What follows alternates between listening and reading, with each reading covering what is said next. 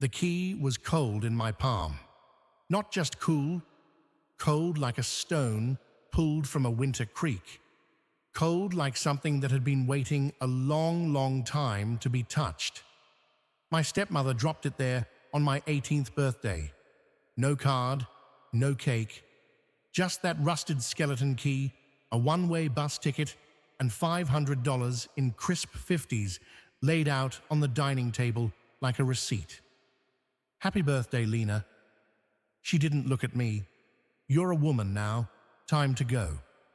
Her name was Margaret Holloway. She'd been my stepmother for 7 years.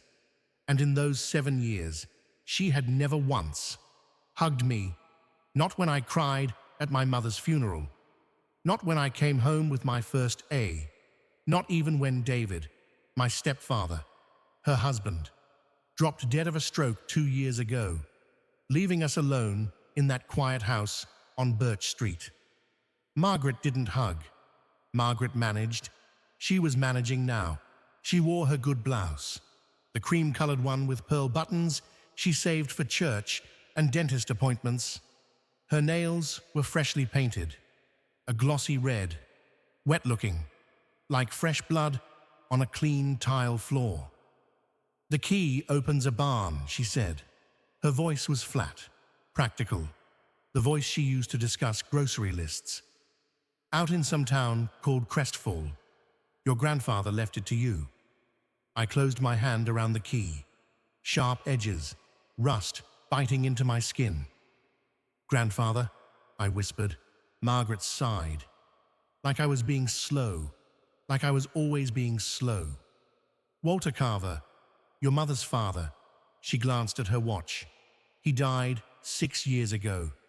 You wouldn't remember him. You never met. I never met him. 6 years dead.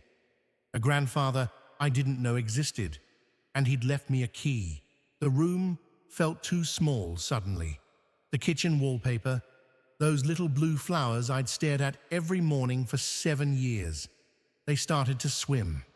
The smell of Margaret's coffee, burnt at the bottom of the pot, like always, crawled up my throat.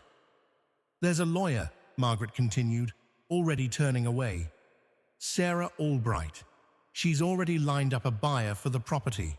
Some development company, $4,500. It's a generous offer for a worthless piece of land. Worthless. Worthless. She loved that word. She'd used it about my mother once.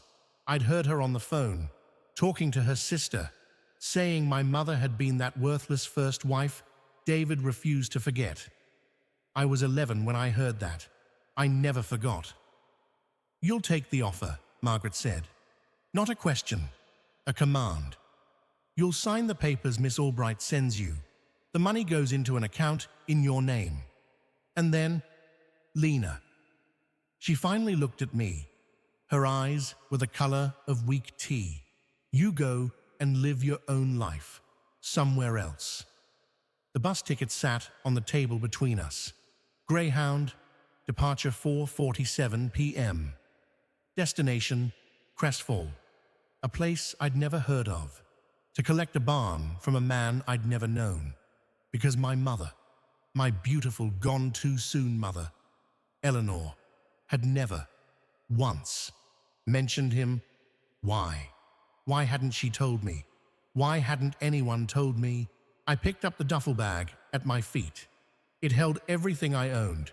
3 pairs of jeans, 5 t-shirts, my mother's pearl earrings wrapped in tissue paper, a photo of her on her wedding day to my stepfather, holding me as a small girl, both of us laughing at something the camera couldn't see. That was it. The complete inventory of Lena Carver, 18 years old, orphaned twice over, standing in a kitchen that had never been hers, holding a cold key from a stranger. Margaret, my voice came out small. Did my mother, did she ever talk about him, about my grandfather? For just a second, just the smallest crack of a second, Margaret's face changed. Something flickered behind her tea-colored eyes. something almost like guilt. Then it was gone. "I don't know what your mother talked about, Lena," she said, crisp, cold. "I never knew her. Now. Your bus leaves in 2 hours. I suggest you don't miss it." She walked down the hallway, heels clicking on the hardwood, and she closed her bedroom door. The lock turned, the loudest sound in the world. The bus station smelled like diesel and old coffee. I sat on a metal bench, duffel bag at my feet, key clenched in my fists so hard my knuckles had gone white. The plastic seat dug into the back of my thighs. A woman across from me was eating a tuna sandwich. Tuna at a bus station at 3 in the afternoon. The smell made my stomach roll. I pulled out my phone. Cracked screen. Battery at 12%. I'd been hoarding the charge for 3 days because Margaret had stopped paying for the electric bill in my room 2 weeks ago. There was a missed call. Sarah Albright. Albright and Associates, the lawyer. I should call her back. I should tell her yes, sign the papers, take the $4,500. That money could get me an apartment. A real apartment, not a barn in some town I couldn't find on a map. $4,500 to an 18-year-old with no family, no college, no job. It was a fortune. It was freedom. So why was my hand shaking when I tried to dial her number? I hit the call back. It rang twice. Albright and Associates. A woman's voice, smooth, professional, too smooth, like glass that had been polished until it didn't show fingerprints. "This is, Lena Carver, Miss Carver." The woman's voice warmed up by exactly 1 degree, like she'd been waiting for me. "I'm so glad you called. I take it Margaret passed along the information about your inheritance?" "Yes." "Wonderful. Now, as I'm sure she explained, the Crestfall property has very limited value. The barn is structurally compromised. The land is non-arable, and we have a standing offer from Stone Creek Development for $4,500. Stone Creek Development. I let the words sit in my mouth. They tasted strange, like metal. Yes, they've been investing in rural parcels in that area for some time. Now, if you'll just give me your verbal consent to proceed, I can have the paperwork ready for your signature within 48 hours. Verbal consent. 48 hours. Already prepared. Why was everything already prepared? "Miss Albright," I cleared my throat. "Why do they want it?" A pause. The smallest pause. But I caught it. "I beg your pardon." "The land. If it's worthless, why does this company want to buy it?" "Oh, well," the polished glass voice, the fingerprint-free voice. "Developers do this all the time. They acquire cheap rural acreage as a long-term investment. Speculation. Really, it has no special value on its own. Speculation. Yes. On worthless land." Another pause, longer this time. "Miss Carver, I really must advise you that this is an excellent offer for a property of this caliber. Your stepmother and I have discussed—" Wait. My heart stopped. "You discussed this with Margaret?" "Naturally, as the executor of your stepfather's estate, Margaret isn't my mother. She isn't my legal guardian anymore. I'm 18 today." Silence. Then, a small clearing of the throat. "Of course, Miss Carver, I simply meant, I want to see it first." "I'm sorry? The barn, the land, I want to see it before I sell it." "Miss Carver, I really must advise against such an impractical—" "I'm getting on the bus right now," I said. And I hung up. My hand was shaking so hard I almost dropped the phone. Across the bench, the tuna sandwich woman was staring at me. I stared back. She looked away. The bus ride was 6 hours of nothing. 6 hours of farmland and forests and little towns with names like Pine Ridge and Harmony Creek. Little towns that flashed past my window and disappeared, like they'd never been there at all. I pressed my forehead against the cool glass. I tried not to think about Margaret, about the locked bedroom door, about all the years I'd spent making myself small in that house, pretending I didn't exist. Because the smaller you are, the less you cost. My mother used to brush my hair every night before bed. 100 strokes. That's what her grandmother had taught her. 100 strokes for the head. 100 prayers for the heart. After she died, no one ever brushed my hair again. I learned to do it myself. I learned to do everything myself. The bus rumbled. The tires sang against the asphalt. And somewhere outside Pine Ridge, the sun started to slip behind the hills, turning the whole sky the color of a bruised peach. I closed my eyes. I tried to remember my mother's face. I couldn't. Not perfectly, not anymore. The edges had started to blur. 8 years was a long time, long enough for a face to become more idea than memory, more feeling than picture. But I could still hear her laugh. Sometimes, in dreams, I could still hear her laugh. Crestfall didn't look like a town. It looked like a place a town used to be. The bus hissed to a stop in front of a diner with a buzzing neon sign.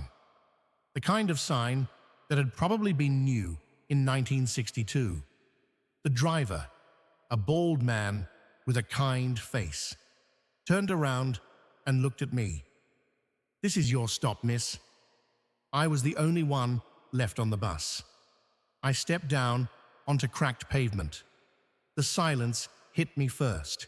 After 18 years in a city, after 6 hours of bus engine and tires and other people's coughing, the silence in Crestfall was loud.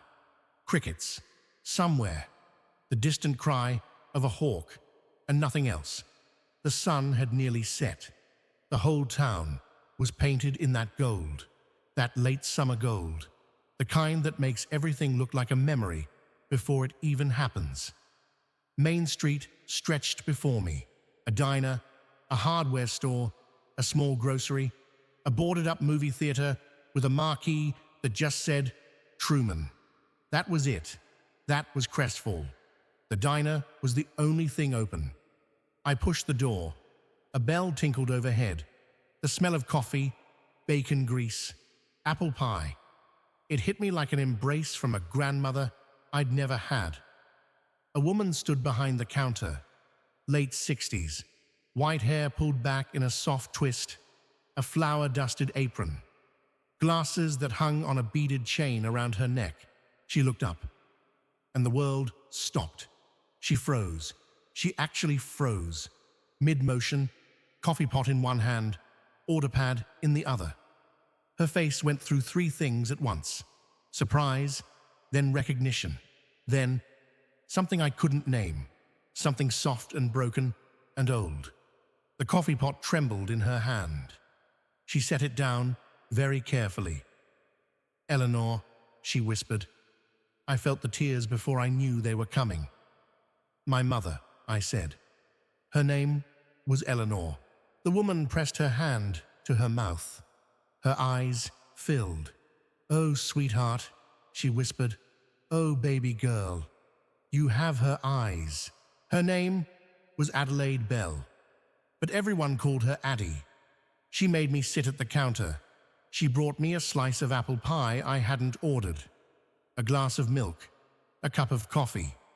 She wouldn't let me pay. "You put that wallet away, child."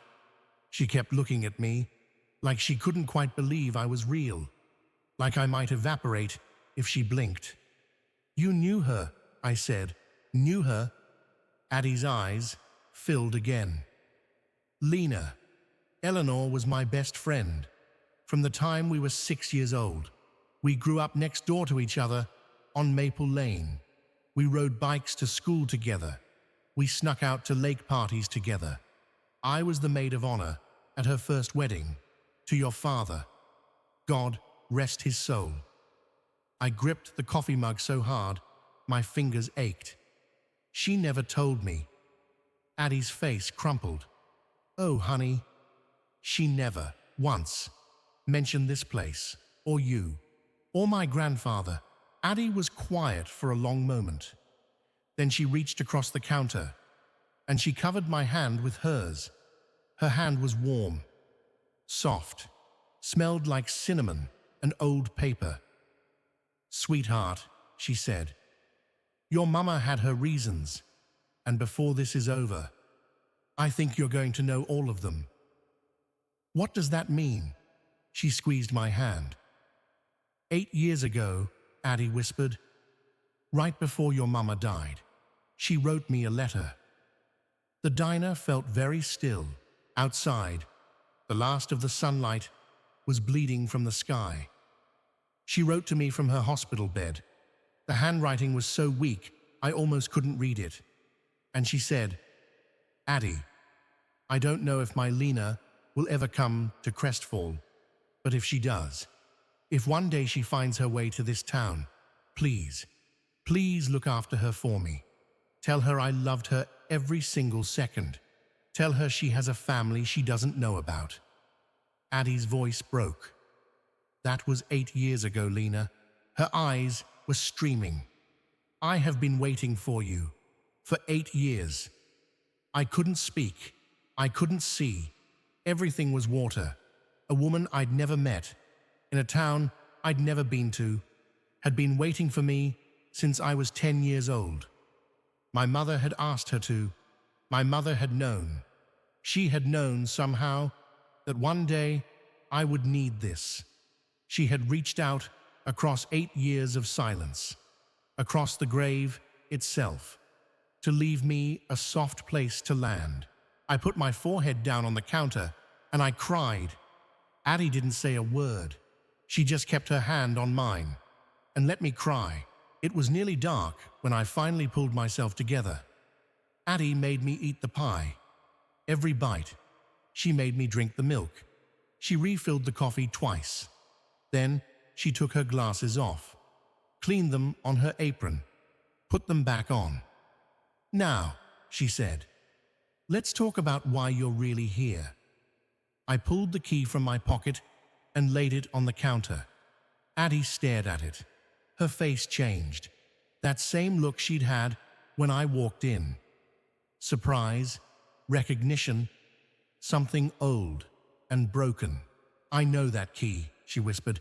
It's to my grandfather's barn. I know whose barn it is, child. She picked it up, held it like it was made of glass. Walter Carver was the finest man I ever knew, outside of my own husband. God rest him. She set the key down. He was your mama's daddy, and he was a good man, Lena, no matter what you've been told. I haven't been told anything, I said. That's the problem.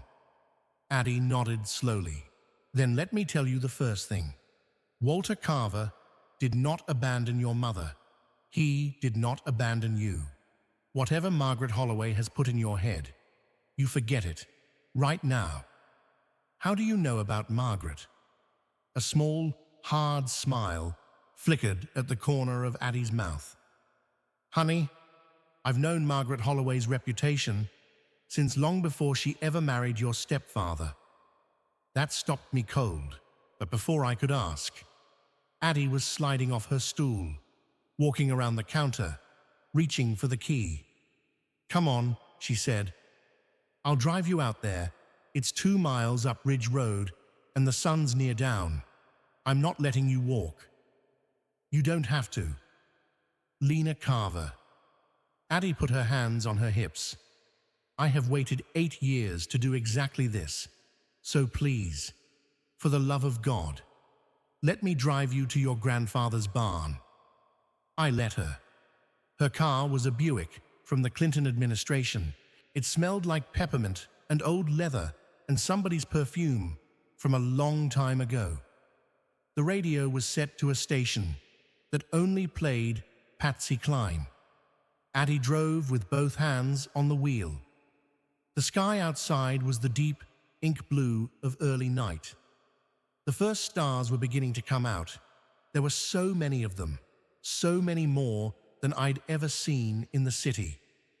"There," she said, pointing.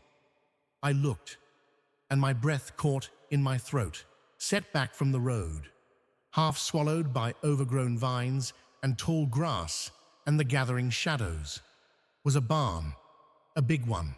The paint was almost gone. What remained was the deep red of dried blood. The roof sagged in the middle like the spine of an old horse. One of the great doors hung crooked on its hinges. It looked tired.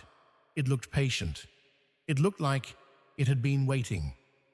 Addie pulled into the gravel drive. The headlights washed over the barn's face.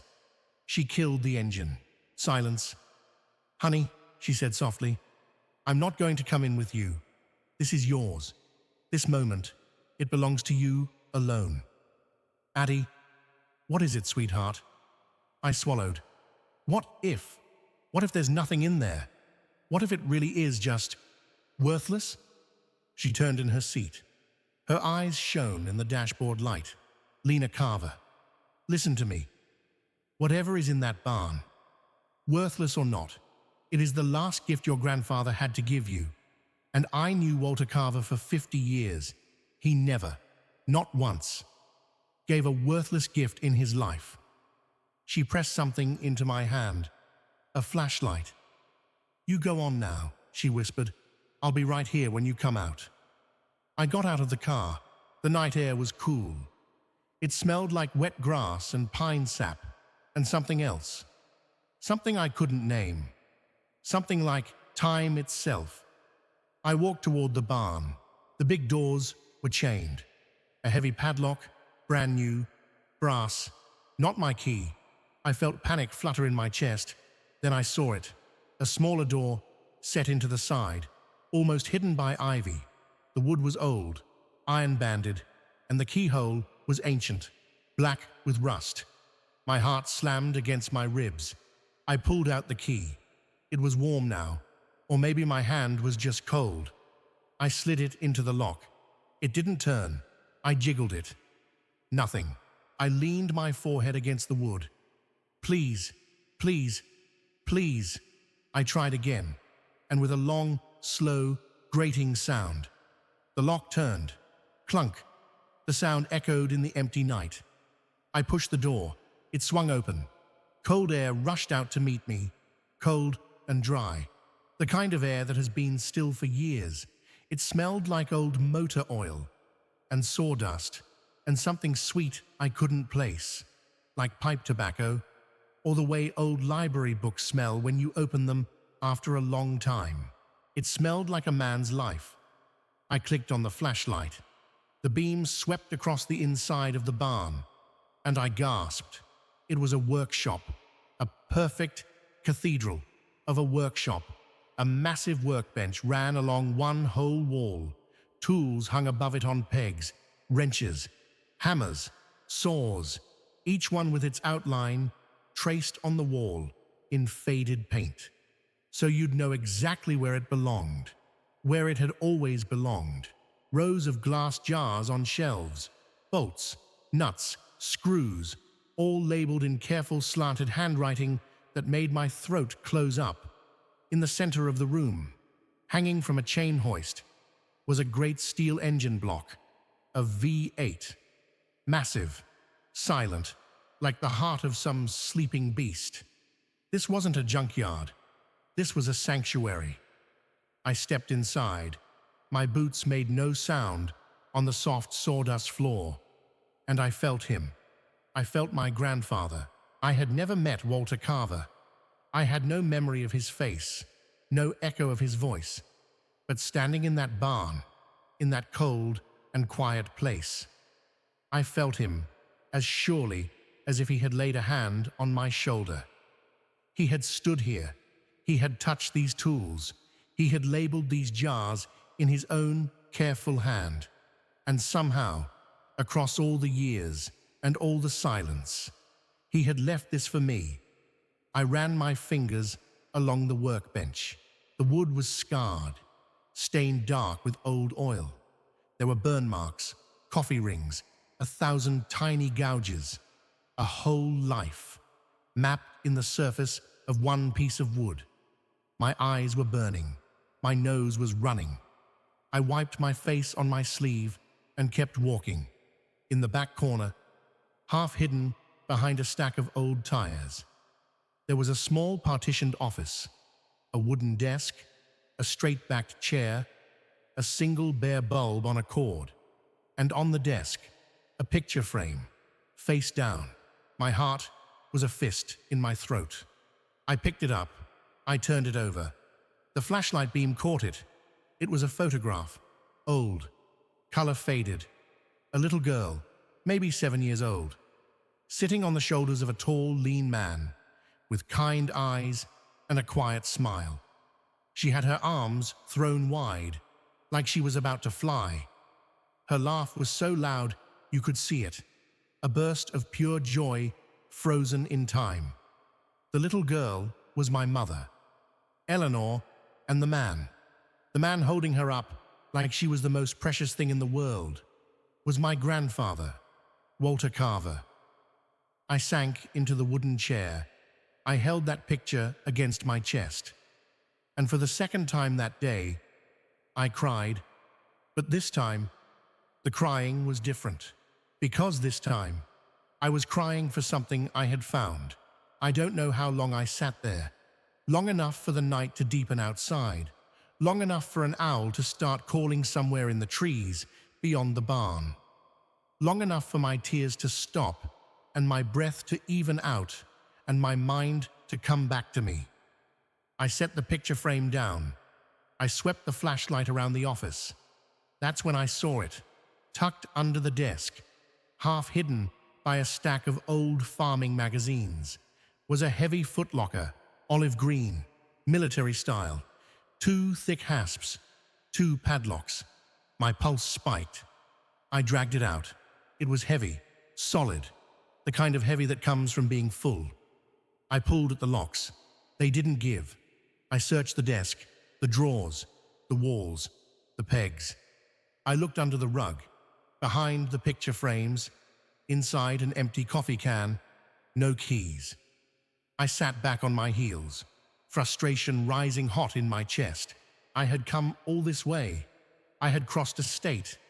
I had been thrown out of the only home I'd ever known. I had sat across from a strange woman in a diner who told me my dead mother had written letters about me. I had felt my dead grandfather's presence in this barn like a hand on my shoulder, and I was going to be stopped by 2 cheap padlocks. No, no. I stood up. I walked over to the workbench. I scanned the wall of perfect tools, each one in its proper place. My eyes found a heavy crowbar.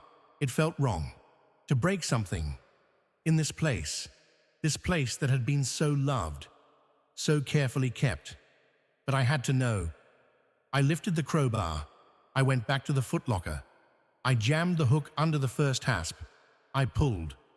Crack. The metal screamed. The hasp gave. I pulled again. The second hasp. Crack. Both locks fell to the floor with dull thuds. I stood very still. My breath was loud in the silence. I knelt down. I lifted the heavy lid, and the flashlight beam fell on.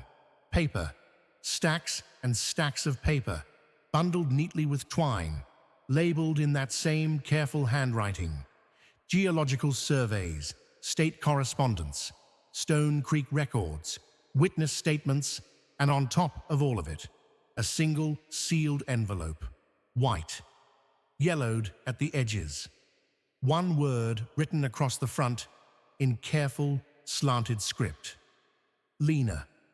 I picked it up. My hands were shaking. This was the moment. This was what I had come for.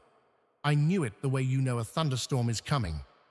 I felt it in my bones, in my teeth, in the deep cold place behind my heart. My grandfather had written me a letter. A man I had never met. A man who had been dead for 6 years. Had reached out from beyond his grave to put words in my hands. I almost couldn't open it. I almost slid it into my pocket and walked back out to Addie's car and asked her to drive me to a motel and let me sleep on it. Let me wait until morning, until I was ready. But I'd been waiting my whole life for someone to love me. I wasn't going to wait one more night. I sat down at the desk. I clicked on the bare bulb. It hummed to life, through weak yellow light, across the cramped little office. I tore open the seal. I unfolded the pages, 3 of them, front and back, covered in that careful, slanted handwriting. I started to read. My dear Lena, if you are reading this, then I am gone, and you are 18 years old, and the world has finally let you find your way home. I am so sorry, sweetheart. I am so sorry I was never there. I sat back in the chair. The wooden seat creaked beneath me. The bare bulb hummed overhead. Outside the barn, far away, the owl called again, a long, low, lonely sound. Then, from the road, another sound, a car engine, low, heavy, slow. The headlights flashed once across the cracks in the barn wall. Then gone. A car, on a country road, past midnight. It could have been anything. It could have been nothing. But I sat very still in my grandfather's chair, with my grandfather's letter in my hands, and I felt, for the very first time in my life, watched. I clutched the letter to my chest. I looked up at the bare bulb, and I whispered into the empty air, "Tell me, Grandpa. Tell me everything." I read the letter 3 times. The first time, my hands shook so hard the pages rattled. The second time, I had to stop after every paragraph and breathe. The third time, I began to understand. My grandfather wrote in long, patient sentences, the kind a quiet man uses when he has been saving up his words for years. He told me about the land first. He told me about the water. About 15 years ago, a company called Stone Creek Development started buying up rural parcels in the county. Quiet purchases, different corporate names. They told the locals they were planning a retirement community. A nice one, golf course, walking trails, maybe a small lake. But Walter Carver knew what they were really after. His own father, my great-grandfather, had been a well digger, a water witcher. The old men called it dowsing. The young ones called it superstition. But Walter wrote that his father had taught him how to read the land, how to feel where the water ran beneath your feet, how to understand a place from its bones up. And Walter Carver knew, he knew, that underneath his property, underneath that worthless sagging barn, ran one of the purest, largest, underground aquifers in the whole state. Stone Creek didn't want to build houses. They wanted to drain the water. They wanted to put up a bottling plant, pump that aquifer dry, sell the water back to drought-stricken cities out west. It would destroy the land. It would kill every well within 100 miles. It would turn Crestfall into a ghost town, but it would make them billions. I figured it out, sweetheart, he wrote. I hired my own geologist, a young woman from the state university who didn't owe Stone Creek a thing. She confirmed it. I took my findings to the county, to the state. I wrote letters. I made phone calls. I drove 300 miles to sit in a committee chairman's office for 6 hours, waiting for him to see me. He never did. Stone Creek had lawyers, lobbyists, money. They had friends in places I couldn't even find on a map, and I was just an old mechanic in a tool barn. I had to stop reading. I stood up. I walked out of the little office. I walked the length of the workbench. I touched each tool with my fingertips.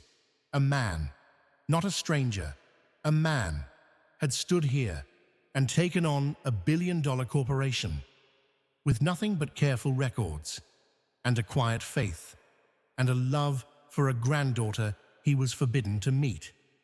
I went back to the desk. I picked up the letter. I kept reading. This is the part where I had to put a hand over my mouth. This is the part where I made a sound I didn't know I could make. Your mother knew, Lena. Your mother knew everything. She knew about Stone Creek. She knew about the threats. She knew about the men who came to the barn one night and told me my granddaughter was a beautiful little girl, and it would be a shame if anything happened to her. That was the night I made my choice. That was the night I called your mother and told her I could not, I would not, be in your life, not until this fight was over. And your mother, my beautiful, brave Eleanor, my only child, did not argue with me. She agreed.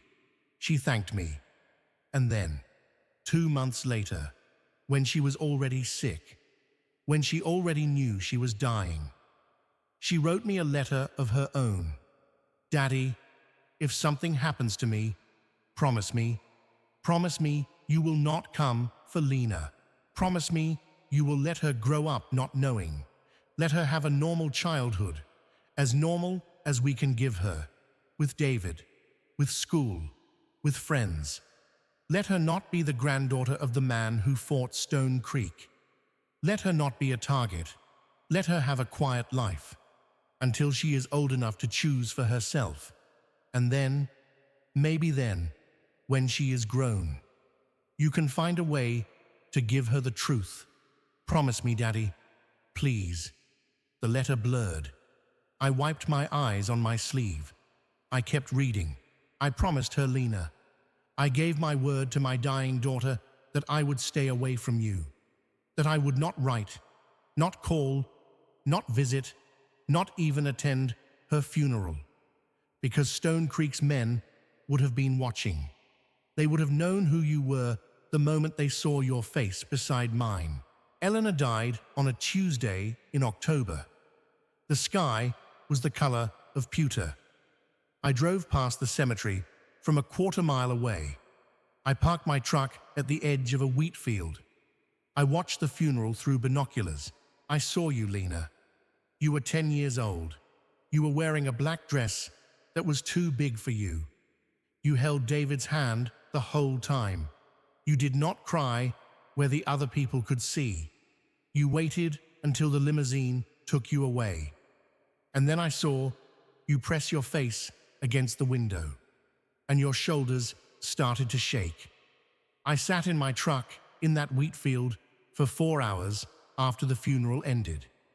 I did not come to you. I kept my promise to your mother, and I have kept it every day for the 8 years since.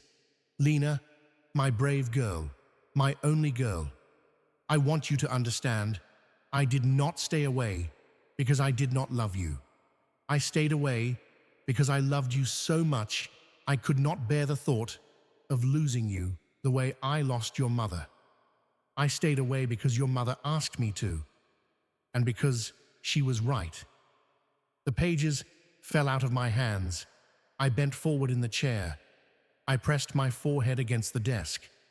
The cool wood, the smell of old varnish, and I made a sound I had never made before, a sound that came from a place inside me I didn't know existed, a grief I didn't know I'd been carrying, for my mother, who had loved me so fiercely that she had given up her own father to keep me safe, for my grandfather, who had watched me grieve from a quarter-mile away and not come to hold me, for the 18-year-old me, who had spent her whole life believing she was unwanted, and finally, for the version of myself I would never be, the little girl who could have known her grandfather, who could have sat on his shoulders the way her mother had, who could have learned to label glass jars in careful handwriting. That little girl was never coming. But this one, sitting in his chair, reading his words.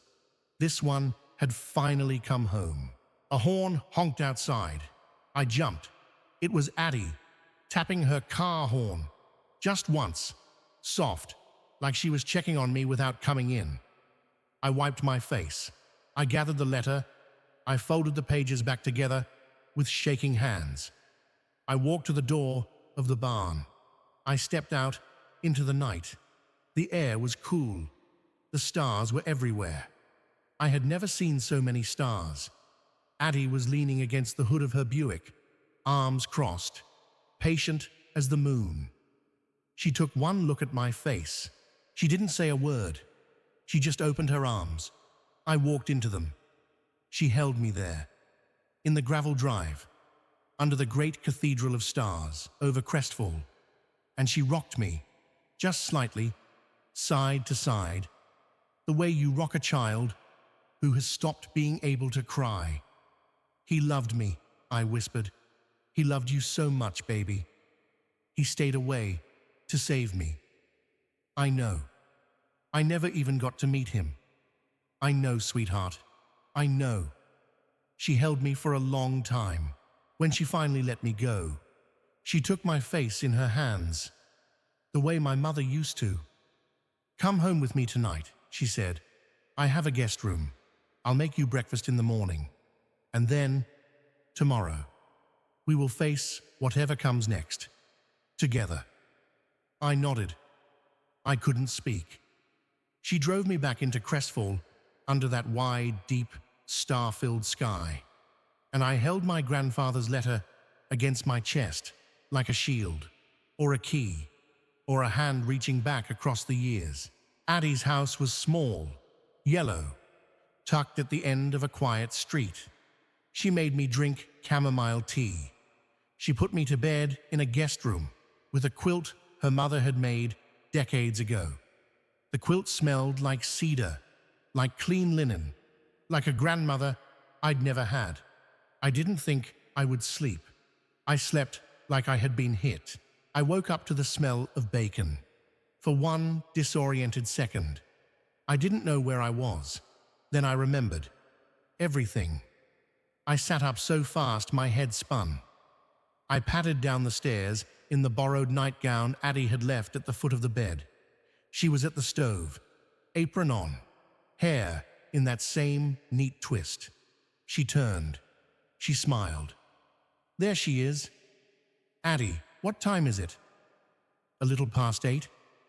8 in the morning. That's usually how it works, honey. I almost laughed. It was the first time I had almost laughed in. I couldn't remember how long.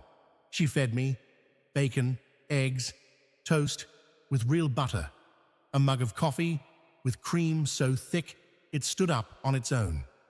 While I ate, she sat across from me. She folded her hands. Now, she said, we need to talk. She told me about Crestfall. She told me how the town had been dying for years, not because of bad luck, because of Stone Creek. She told me how they had been buying up land for over a decade, pressuring the holdouts, threatening the ones who wouldn't sell, letting it be known, quietly, that bad things happened to people who got in their way. She told me about a farmer named Earl Whitfield who had refused to sell his land, and how his barn had burned to the ground one summer night, and how the fire marshal had ruled it accidental even though Earl had never had so much as a kerosene lamp in that barn his whole life.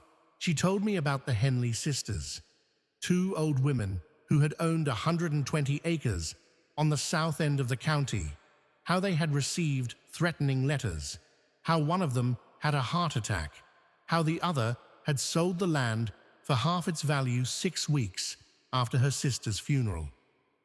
Your grandfather knew all of this, Addie said. He kept records. He tried to warn people. Some of them listened. Some of them didn't. Some of them were already too scared to fight. And Stone Creek let him live? Addie's mouth tightened. They tried, Lena. They tried other things first. What things? She hesitated. They tried to have his land seized, for back taxes he didn't owe. They had a file with the county assessor that was completely fabricated. He spent 3 years and most of his savings fighting it in court. He won. What else? They tried to have him declared mentally incompetent. They sent a so-called doctor to interview him. Walter threw him off the property with a shotgun. Despite everything, I felt my mouth twitch. "Good," I whispered. Addie's eyes warmed. "He'd have liked you saying that, sweetheart." She kept going. "They isolated him. They scared his neighbors. They told stories, made him out to be a paranoid old man. Half the town didn't even know what to believe by the end. But you knew. I knew. And you didn't help him?" The words came out sharper than I meant. Addie didn't flinch. "Lena, I helped him every way I could think of. I kept his secrets. I cooked his meals when he forgot to eat. I drove him to the courthouse when his old truck broke down. I bore witness, but I am one woman who runs a diner. I could not stop a billion-dollar corporation. Neither could he." I looked down at my coffee cup. I was ashamed. "I'm sorry, Addie. You don't owe me an apology, baby. He shouldn't have had to fight alone." She reached across the table. "Maybe," she said softly. "He doesn't have to anymore." After breakfast, Addie loaded me into her Buick. She drove me back to the barn. But this time, we weren't alone. There was a woman waiting at the gravel drive. Tall, maybe 70 years old, snow-white hair pulled into a braid down her back, a face that had spent a lifetime in the sun and didn't apologize for it. She was leaning on a wooden cane, carved with little flowers. Beside her, a boy.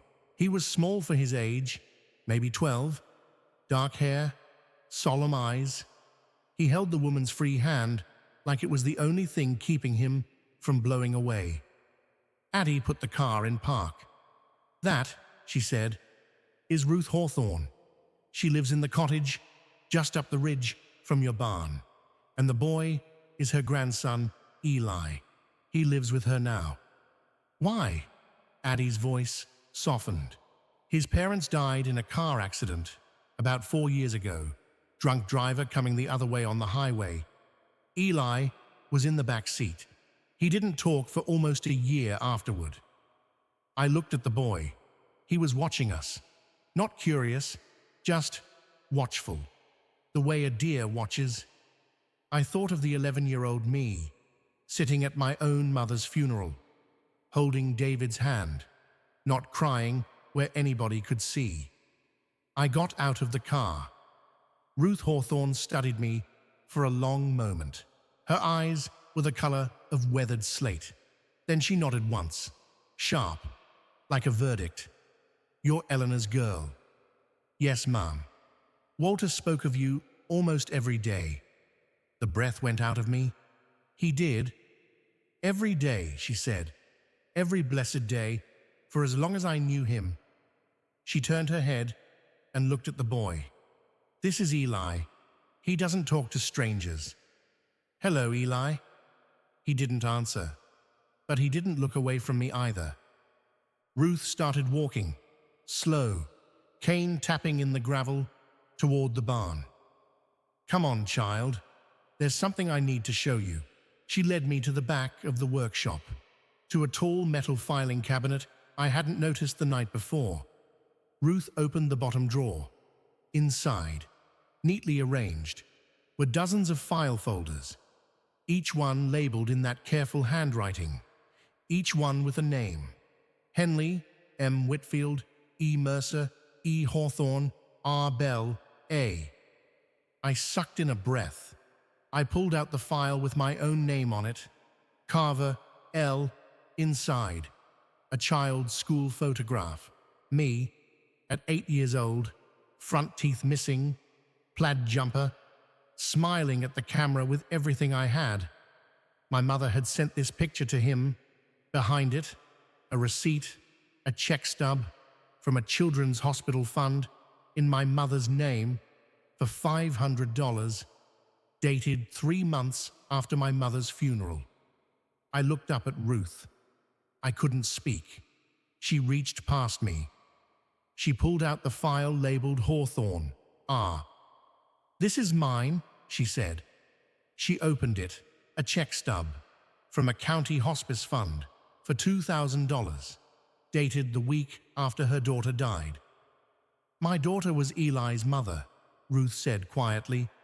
"We had no money for the funeral. None. The week after we buried her. An anonymous donation showed up at the funeral home. It paid for everything: casket, service, headstone." She closed the file. "I never knew who.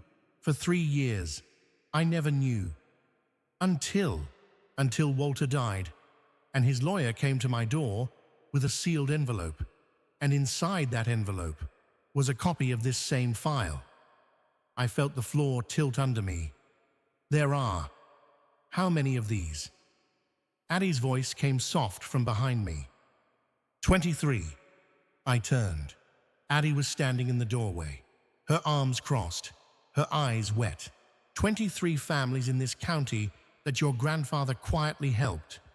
Over the course of 15 years, funerals, hospital bills, tuition for a little boy whose mother couldn't pay, a new furnace for the Mercers when theirs went out in February and they didn't have the money, groceries every week for old Lila Pruitt before she passed. Addie's voice broke. "He never told a soul, Lena, not one. He just did it. And he made me swear. He made me swear I would never tell anybody where the money came from." "There's a file with your name on it too," I said. She wiped her eyes. "I found out 2 months ago, when my husband Bill passed. There was a typed letter in his nightstand. From your grandfather, postmarked 6 years ago. Bill never told me." The letter said, "Addie, if I'm gone before Bill, there is a small account at First National in your name. Use it for whatever you need. Tell no one." Her hand was over her mouth. "He was already dying when he set that account up.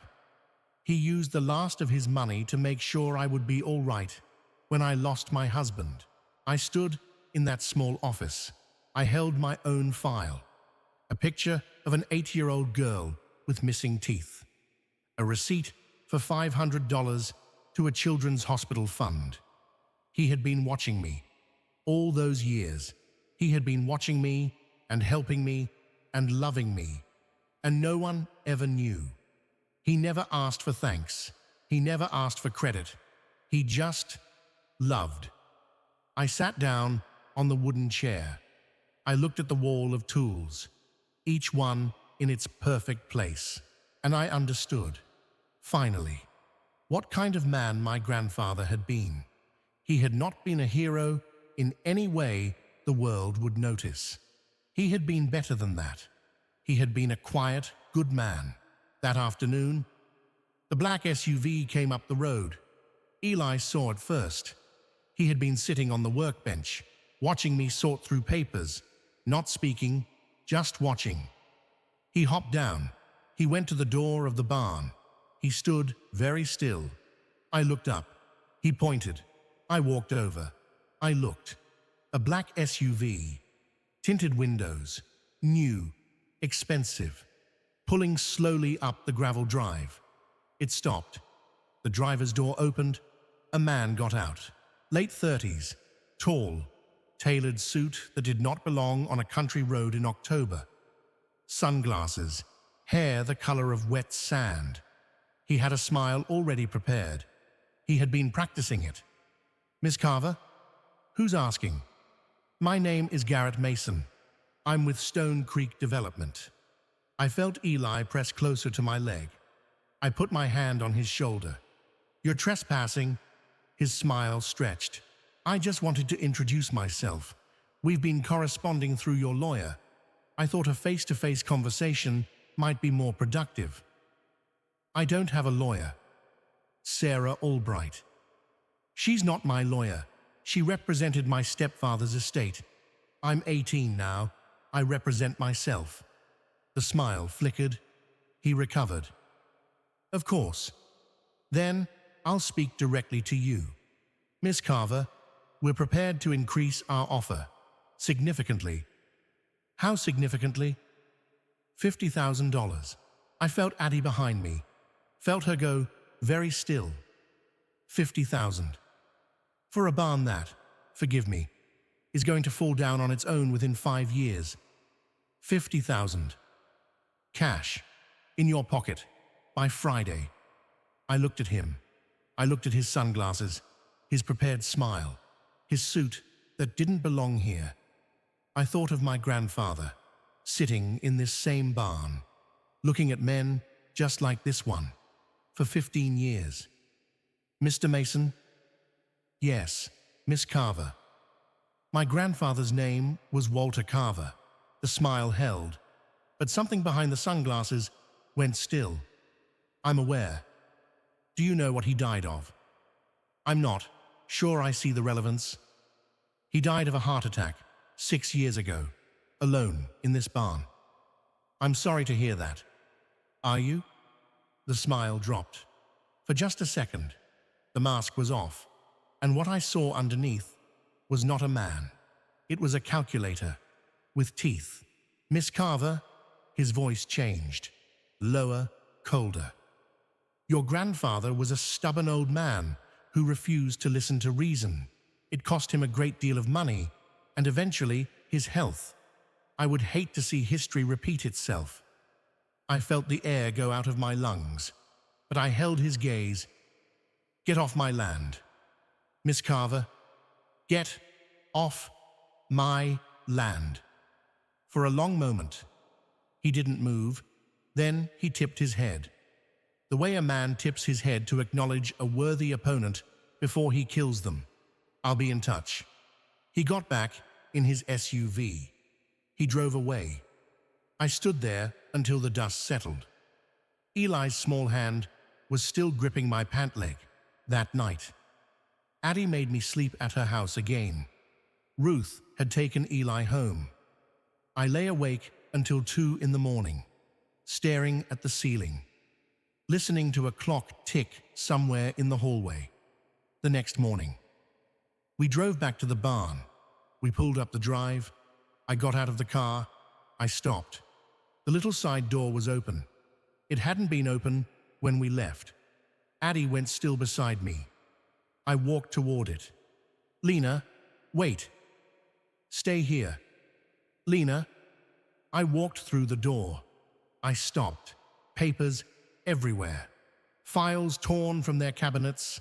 Glass jars smashed on the floor. Bolts and nuts and washers scattered like spilled stars. The picture of my mother on her father's shoulders. The frame broken. The glass cracked across her face. I sank to my knees. I picked up the picture. The cracked glass cut my finger. I didn't notice. I just sat there, in the wreckage of my grandfather's life, in the wreckage of mine, behind me. Addie was on the phone. Sheriff, it's Addie Bell, out at the Carver property. Yes, it does. She crouched beside me. She held me by the shoulders. They were here, sweetheart. They came in the night. How did they get in? The padlock, the new padlock. She shook her head. There are easier ways for men like that to get into a place than picking a lock. I looked around. I tried to see, through the chaos, what was missing. The footlocker. The footlocker was open, but the papers inside, the most important ones, the geological surveys, the witness statements, the records, they were still there. Whoever had come had wanted me to see this. The mess, the threat, the boot prints on my grandfather's clean floor. But they hadn't taken anything, because I went very still, because the truly important things weren't in the footlocker. My grandfather had hidden them somewhere else. My grandfather had been smarter than they had ever known. The phone rang in my pocket. I almost dropped it. Unknown number. I answered with shaking hands. Hello? Lena, it's Ruth Hawthorne. Her voice was strange, high, tight. Ruth, what's wrong? Eli. He went to school this morning. He didn't come home. The world tilted. Ruth, where is he? A man stopped him on the road, walking home. A man in a black car. He just talked to him for a few minutes. Eli didn't say what he said. But Eli is so scared, Lena. He hasn't said a word since he came home. He hasn't moved. I closed my eyes. I felt the rage rise up in me, a rage I had never felt before, a rage I didn't even know I was capable of. Ruth, listen to me. Yes, I'm coming over, right now. Don't open the door for anyone but me, or Addie. Do you understand? Yes, I am going to fix this. I hung up. Addie was staring at me. I walked past her, out into the morning light, into the cold and the gravel and the bright, cruel sun. Behind me, the desecrated barn, the tools knocked from their pegs, the handwriting of a quiet, good man scattered across the floor. In front of me, a road, a town, a woman who had loved my mother, a boy who had stopped speaking, a grandfather buried for 6 years, and me, Lena Carver, 18 years old. Suddenly, finally, for the first time in my life, furious enough to fight back. I told Addie to drive me to the church. She didn't ask why, she just drove. It was a small white clapboard church at the edge of town, the kind with a tall steeple, a bell that still rang on Sunday mornings, a wooden sign out front. I had not been in a church since my mother's funeral. I walked up the steps anyway. The door opened just as I reached for it. A man stepped out, old, maybe 75, thin, white hair, half-moon glasses on a chain. He was carrying a watering can. He saw me. He stopped. The watering can fell from his hand. It clattered down the steps and rolled into the grass. His face went white. "My God in heaven," he whispered. He took one step toward me. His hand reached out, trembling. "Eleanor." "No, sir," I whispered. "I'm her daughter." The old man pressed his hand over his mouth. His eyes filled. "Oh, child. You knew her? I baptized her. I married her. I buried her." His voice cracked. "And I was your grandfather's best friend on this earth, until the day he died." He held out both his arms. I walked into them. He smelled like wool and pipe tobacco and old hymn books. He held me on the steps of the little white church, and he wept into my hair. "Pastor Elwood Mercer," he whispered, "child, I have been waiting for you for a very long time." I pulled back. I looked up at him. "Pastor, I need your help." "Anything, child." "My grandfather, did he ever leave anything with you?" He went very still. His old hands tightened on my shoulders. "Yes, Lena, he left something with me." "What?" His pale eyes searched mine. "Come inside, child. Come inside the church. There is something I have been keeping for you. For 6 years, I prayed every single morning that someday you would come for it." He turned. He led me through the heavy oak doors, into the dim, cool hush of the empty sanctuary. The wooden pews, the dust dancing in colored light through stained glass windows, and somewhere, in the office at the back, behind a stack of dusty hymnals, in a small steel safe that had not been opened in 6 years, the thing my grandfather had hidden from Stone Creek, the thing he had trusted to a quiet old country pastor. Pastor Mercer's office smelled like leather and old hymnals. He led me past a wooden desk piled with sermon notes. to a small bookshelf. Behind the bookshelf, a safe. He knelt down. His knees popped. He winced. "Forgive me, child. The body keeps its own ledger." He spun the dial. Right, left, right. The door clicked open. Inside, a single envelope, yellowed at the edges, and a small black metal box. He took them out. He held them in his hands like communion. "6 years ago," he said softly, "Walter came to me. He sat in that chair right there. He looked tired in a way I had never seen before. He said, 'Elwood, I think they're going to come for me soon, and I need you to keep this safe until my granddaughter finds her way home.'" His old hands trembled. I asked him, "Walter, what is it?"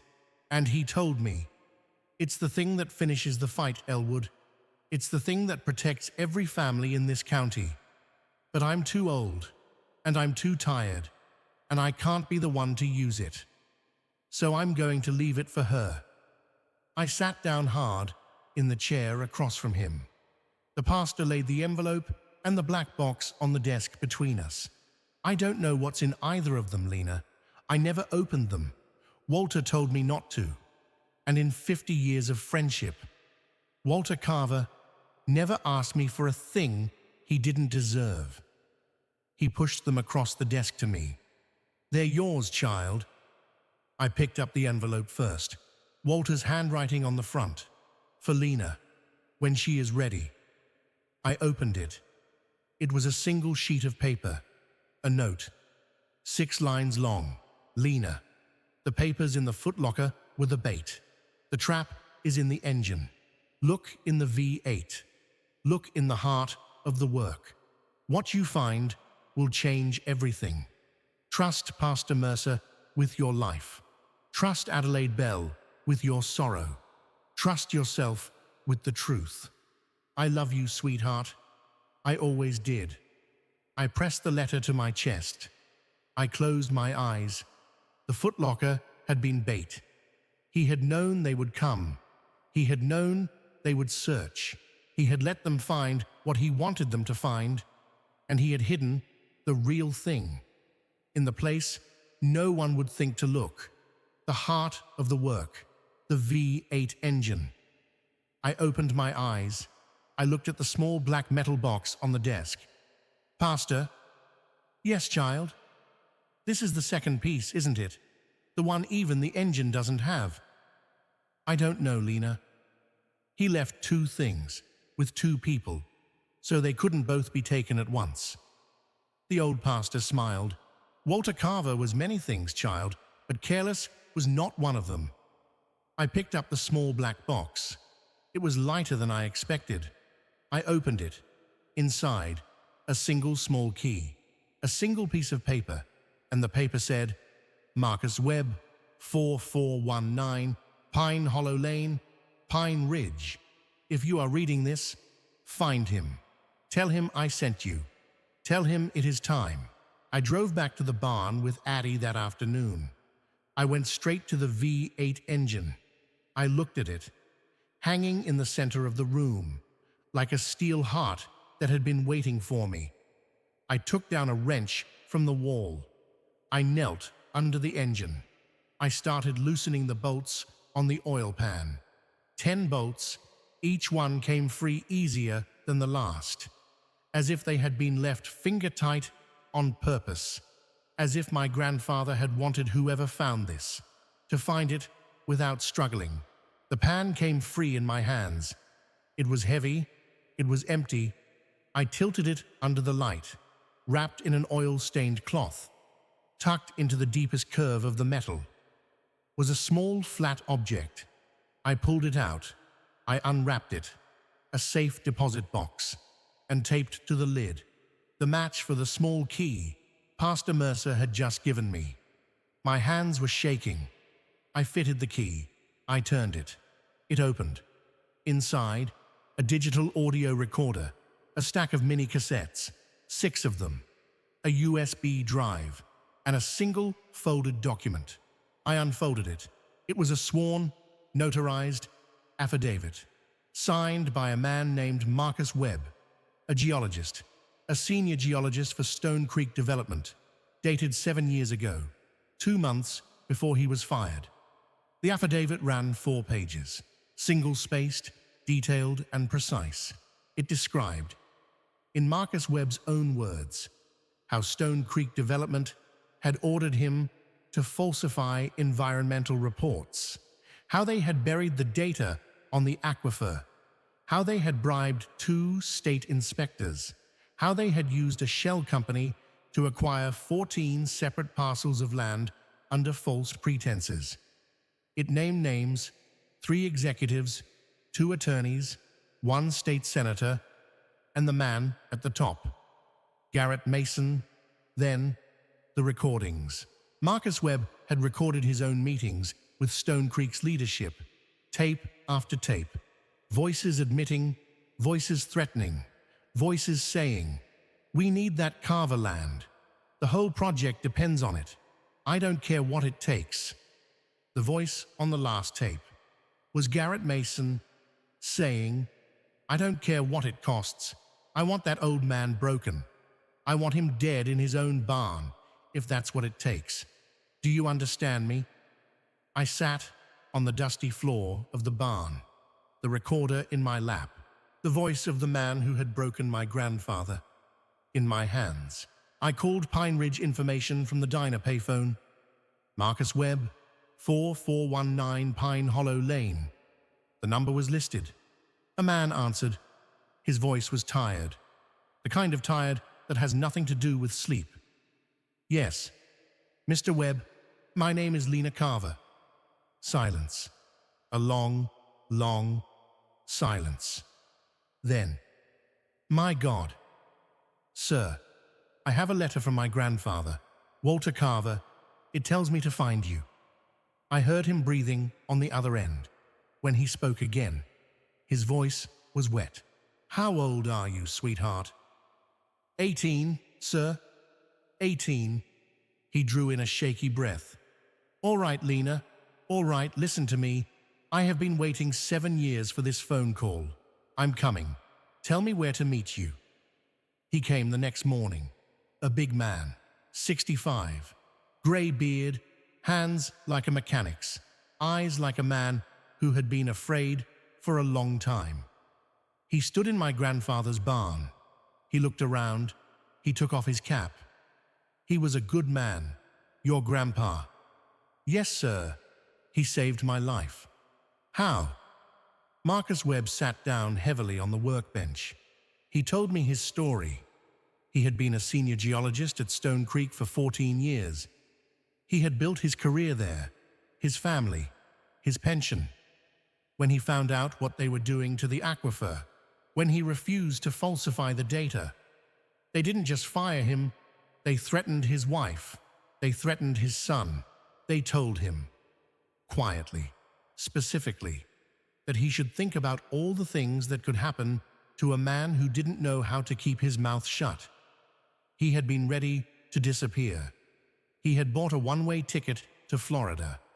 He had packed his life into 2 suitcases. And then, the day before, he was supposed to leave. A quiet old man in a clean canvas jacket had knocked on his door. Walter Carver. Walter had said, "I know what you know. I have been fighting them for 15 years. If you leave, if you disappear, they win. But if you stay, if you tell the truth, if you trust me, I will keep you safe. And someday, we will end this." Marcus Webb looked at me. "Your grandpa moved my family to a little house in another county. He paid for it himself. He gave us a name to call him by. That wasn't his real name. He drove 4 hours every month to bring us groceries when we were too scared to leave the house. He did this for 3 years, until I felt safe enough to come back into my own life." His eyes filled. He never asked for a thing in return. Not one thing. Except, "Marcus, if they ever come for me, will you come back and tell my granddaughter the truth?" He stood up. He held out his big, rough hand. Lena Carver, I have been waiting 7 years to keep that promise. That afternoon, I called Sarah Albright. I told her she was no longer my representative. She tried to argue. I let her finish. Then I said, Miss Albright, I have records showing you have been receiving payments from Stone Creek Development for the past 7 years. I have copies of cash checks. I have copies of emails. I have my grandfather's notes detailing every conversation he had with you. So please, for your own sake, don't ever call me again. Silence on the line, then a small click. She had hung up first. I stood in Addie's kitchen, the phone in my hand, my heart pounding. Addie was watching me from the table. She was crying, quietly. She didn't try to hide it. Honey, she whispered, I have never been so proud of anybody in my life. I hired Naomi Foster the next morning. She was 32 years old, a trial lawyer in the city. She had a file of cases she had taken pro bono against developers who tried to bully rural communities. I called her office. I told her the whole story in one breath. She was quiet on the phone for a long time. Then, Miss Carver, I am getting in my car right now. I will be in Crestfall in 3 hours. Do not talk to anybody until I get there.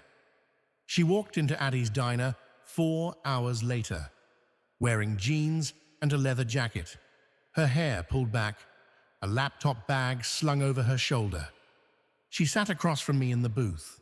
She said, Tell me one more time, everything, from the beginning. I told her. When I finished, she closed her laptop. She looked at me for a long moment. Then she smiled. Lena, we're not just going to win this case. We are going to take this entire company apart, brick by brick, and we are going to scatter the bricks so far they will never build anything again. The next 8 months were the longest of my life. We filed suit in county court. We held a press conference on the courthouse steps. Naomi did the talking. I stood beside her, quiet, holding my mother's photograph against my chest. Not because Naomi told me to, because I needed to. The local paper picked it up. The state paper picked it up. A reporter from the regional news station came down with a camera crew. They did a feature.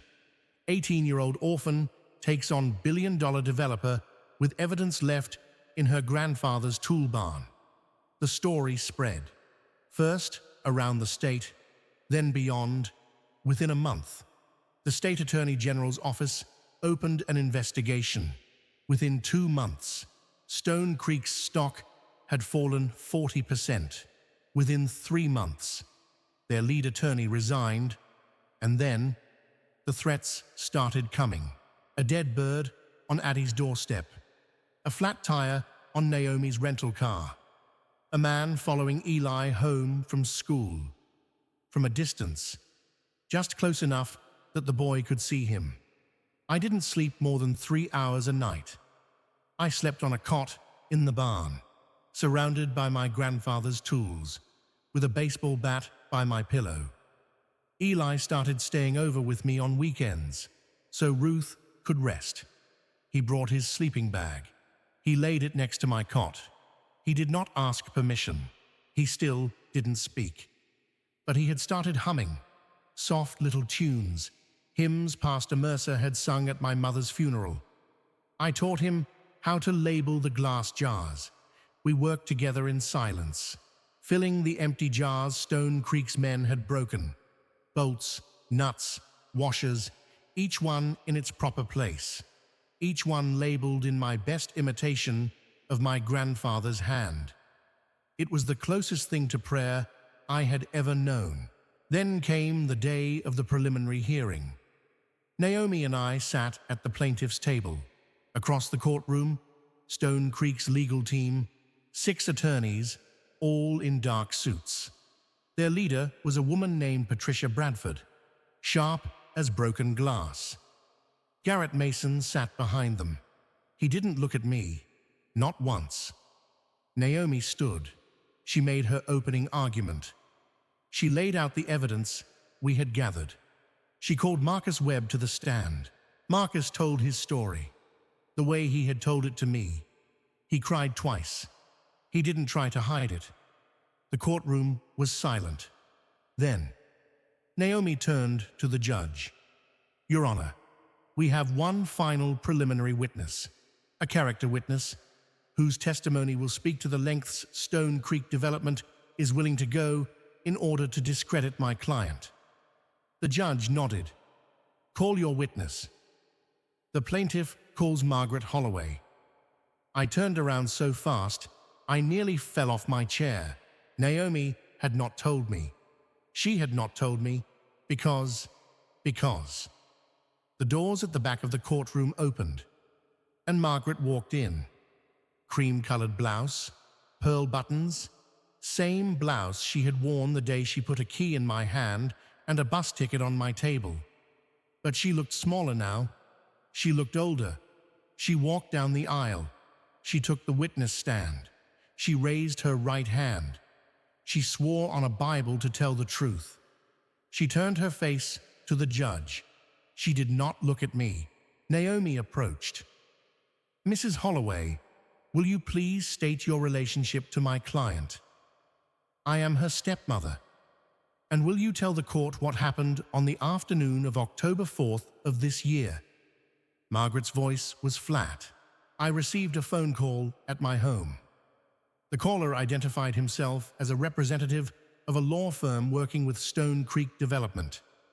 He asked if I would be willing to provide a sworn statement testifying that my stepdaughter was, quote, mentally unstable, end quote, and, quote, not capable of managing her own affairs, end quote.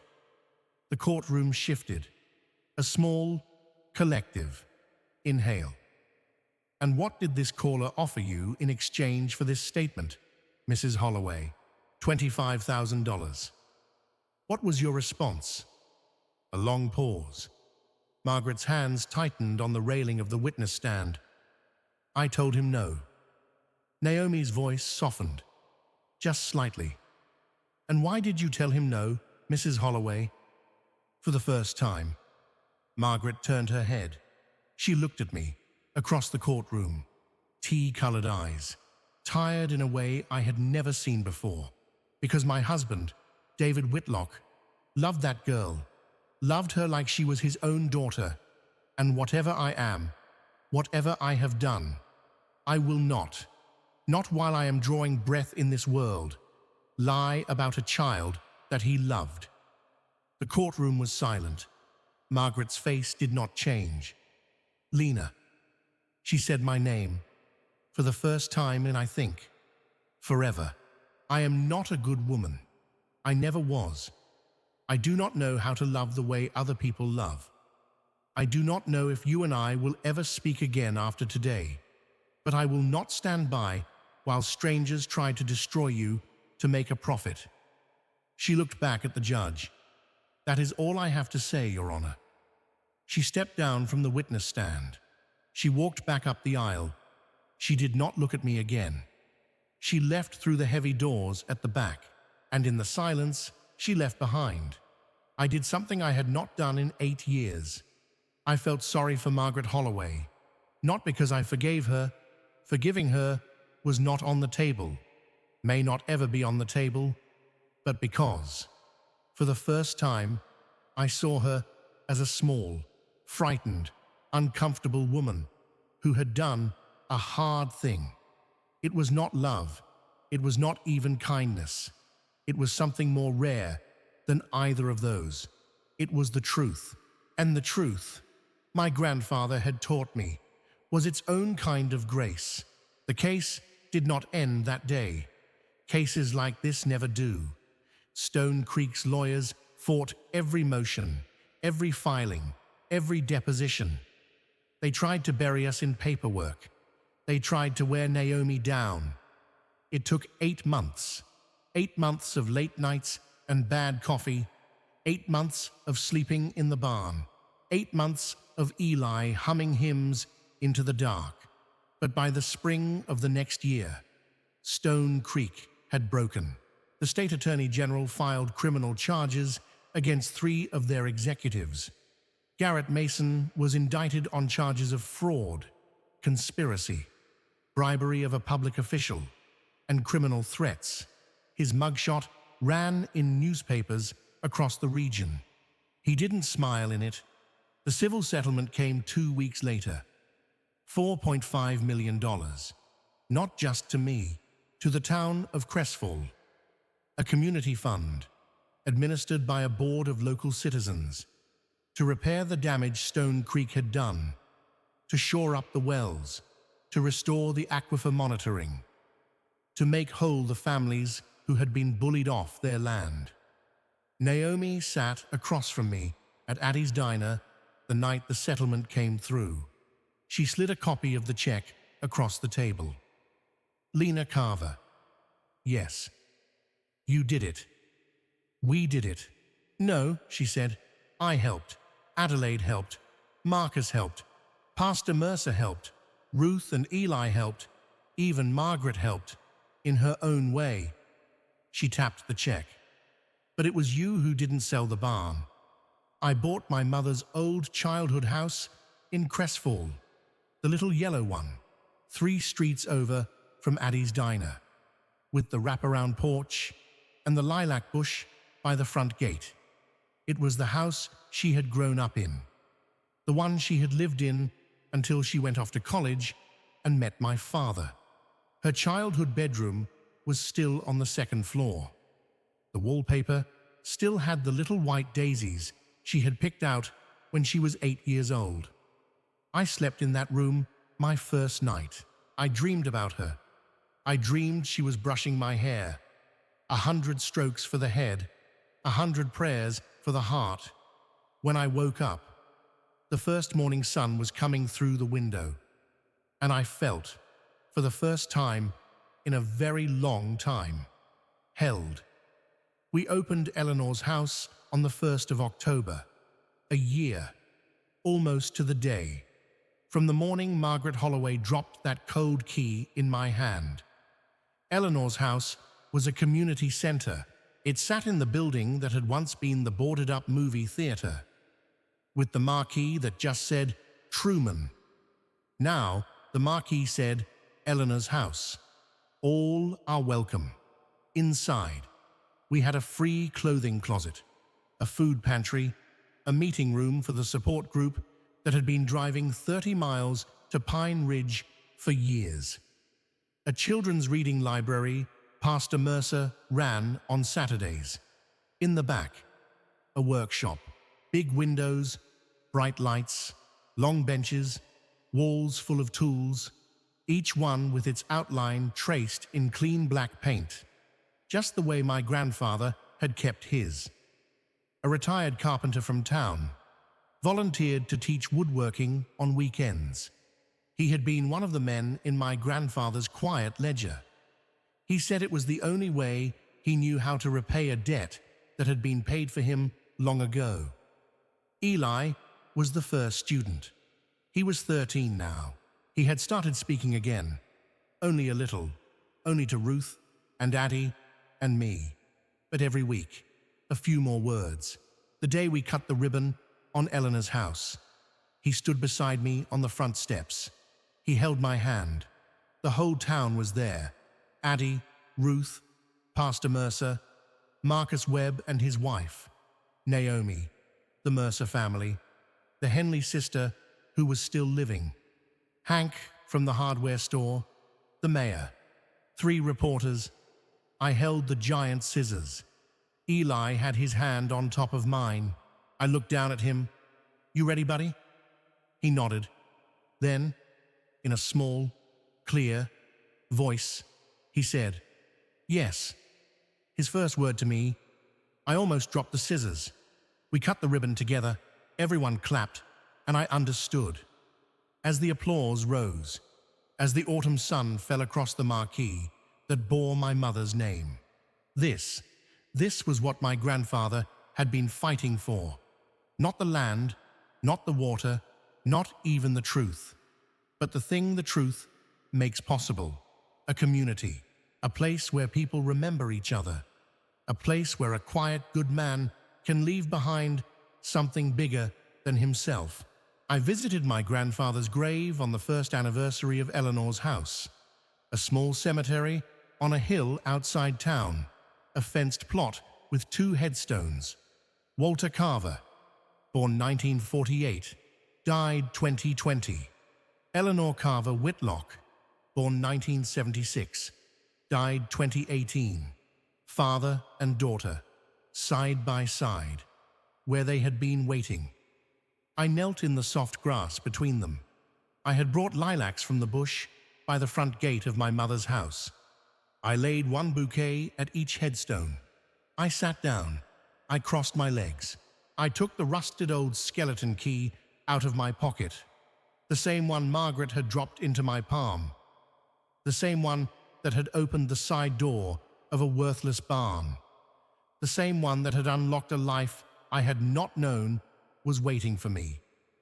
I laid it carefully on the soft grass between my mother's headstone and my grandfather's. I spoke to both of them. To my mother, whom I had loved and lost. To my grandfather, whom I had found in careful handwriting and labeled jars and a hidden engine block. I understand now. The wind moved through the grass. All those years, I thought I was alone. I thought I had been thrown away. A bird called from somewhere far off. But I wasn't alone. Not for 1 minute. Not ever. You were watching me. From a distance. Loving me. From a distance. Saving me. From a distance. And when the time came, when I was old enough, you let me find my way home. I touched the cold stone of my mother's headstone. Mama, I'm okay. I promise, I'm more than okay. I touched my grandfather's. Grandpa, thank you. For the key, for the barn, for the truth, for Eleanor's house, for Eli, for Addie, for all of it. Thank you for waiting. I closed my eyes. And to whoever is listening, to whoever needs to hear this, my voice broke, but I kept going. If somebody told you you were worthless, if somebody dropped a bus ticket on your table and a key in your hand and told you to disappear, if somebody made you feel like a leftover problem, like a line item in a budget, I opened my eyes. I looked at the wide, bright, autumn sky. You listen to me. You are not worthless. You are somebody's beloved. Even if you don't know it yet, somebody, somewhere, loved you enough to leave a key behind, loved you enough to make sure that when you finally found your way to it, the door would still open. I picked up the rusted old skeleton key. I held it in both hands. Sometimes the door is in a barn. Sometimes the door is in a letter. Sometimes the door is just an old woman at a diner counter who calls you by your mother's name. The wind moved through the lilacs. The smell drifted up to me. But the door is always there, and the love is always there. And you are never, ever, as alone as the world has tried to convince you that you are. I closed my hand around the key. I pressed it against my heart. My grandfather was a quiet man. He did not raise his voice. He did not make speeches. He did not tell anybody what he had done for them. He just loved. He just stood. He just stayed. The wind moved again. And in the end, that was enough. That was more than enough. That was everything. I sat in the grass between the 2 headstones until the sun started to set. I sat there until the cemetery turned gold. Then I tucked the rusted old skeleton key back into my pocket. I stood up. I brushed the grass off my jeans. I looked one more time at my grandfather's name. Walter Carver, born 1948, died 2020. beloved father, beloved grandfather. He loved in silence. He worked in stillness. He left the world better than he found it. I had chosen the words myself. I had paid for the headstone with the settlement money. The man at the engraver's shop had asked, "Are you sure that's all you want to say?" "Ma'am, most folks want longer epitaphs," I had said. "Sir, he was a quiet man. The headstone should be quiet too." The engraver had nodded. He had not argued. I touched the cold stone one last time. "Good night, Grandpa." Then I walked down the gentle hill, toward the gate, toward the road, toward the lights of Crestfall coming on in the early evening, toward Addie, who would have a hot supper waiting, and Eli, who would be at the kitchen table with his homework, and Pastor Mercer, who would be locking up the church for the night, and my own little yellow house, which was waiting for me with the porch light burning, toward home, toward the rest of my life, toward the world my grandfather had quietly, carefully, faithfully made possible, all from a worthless barn and a rusted old key and a love that had waited 18 years to find me and had never, not for one moment, not for one breath, not for one heartbeat, given up.